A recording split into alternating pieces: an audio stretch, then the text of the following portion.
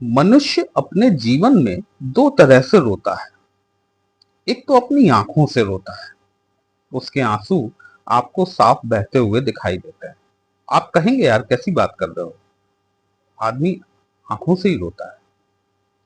नहीं, आदमी आत्मा से भी रोता है। जब आंसू आंखों से बहते हैं वो आंसू तो सभी को दिखाई देते हैं, लेकिन जब व्यक्ति अपनी आत्मा से रोता है तो कभी कभार ये आंसू दिखाई भी नहीं देते। लेकिन जब आत्मा से रोता है वो दौर उसके परिवर्तन का दौर होता है। आंखों से बहने वाले आंसू आपकी जिंदगी पर कोई ज्यादा प्रभाव नहीं डालते। अभी आप रो रहे हैं, हो सकता है कि 1 घंटे बाद आप हंसने लग जाएं।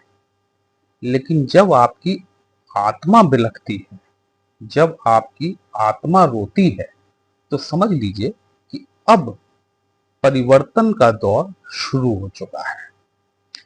कई बार ये परिवर्तन बड़े सकारात्मक होते हैं, क्योंकि बेसिकली जब इंसान की ये स्थिति बनती है आत्मा से रोने वाली, कहीं ना कहीं अष्टम भाव इसमें शामिल होता है।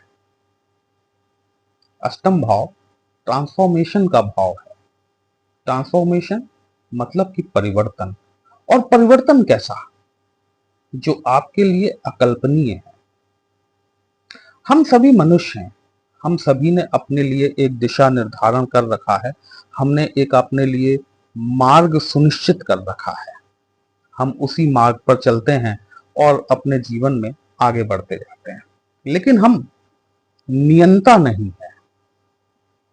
ईश्वरीय तत्व ने हमारे लिए क्या निर्धारण कर रखा है वो सिर्फ और सिर्फ ईश्वर ही जानता है।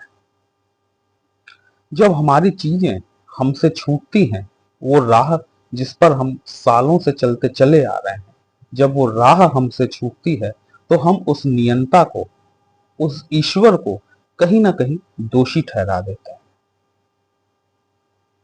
अष्टम भाव आपके जीवन का सर्वाधिक परिवर्तन, अकल्पनीय, अतुलनीय परिवर्तन लाने वाला भाव है।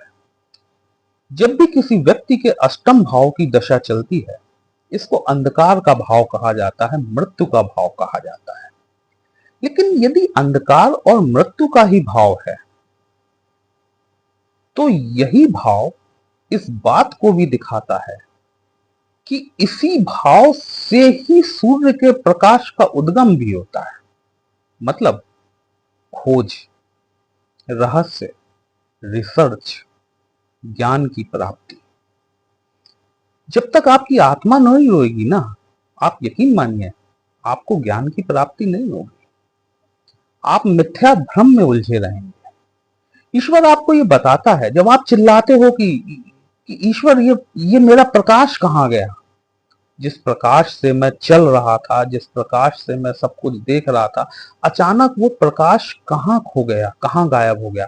तब ईश्वर आपको अष्टम भाव के द्वारा जवाब देता है कि मैंने वो प्रकाश नहीं खोया, मैंने सिर्फ उस दिए को बुझाया है जो भ्रम में जल रहा था। अब जो आप ज्ञान प्राप्त करोगे वो आपके जीवन का वास्तविक ज्ञान होगा। और जब वास्तविक ज्ञान प्राप्त होता है अष्टम भाव की दशा चलने के पश्चात, आप देखेंगे कि लोग रंक से राजा, राजा से रंक बन जाते हैं। अष्टम भाव की दशा चलने के दौरान व्यक्ति साधु से लुटेरा और लुटेरे से साधु भी बन सकता है। अष्टम भाव की दशा पूरी तरीके से ट्रांसफॉर्म कर देती है एक आदमी की जिंदगी को। लेकिन इसमें सबसे बड़ा महत्वपूर्ण जो योगदान होता है वो आपके आत्मा के अश्रुओं का होता है।